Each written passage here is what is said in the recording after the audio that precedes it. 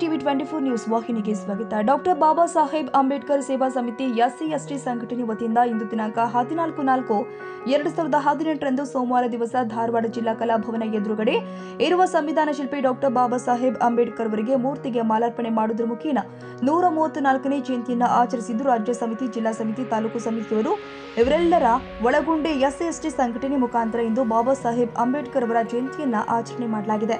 ಇದೇ ಸಂದರ್ಭದಲ್ಲಿ ರಾಜ್ಯ ಅಧ್ಯಕ್ಷರು ಆದ ಯಲ್ಲಪ್ಪ ಹೊಸ್ಮನಿ ಇವರ ನೇತೃತ್ವ ನಡೆಸಲಾಗಿದೆ. Yallappa Hosmani, TV 24 news. ಕನ್ನಡಿಗರ ಮೆಚ್ಚಿನ ನಿಮ್ಮ ಟಿವಿ 24 ಕನ್ನಡ ನ್ಯೂಸ್ ವಾಹಿನಿ ಇದೀಗ ಟಿವಿಯಲ್ಲಿ ಲಭ್ಯ.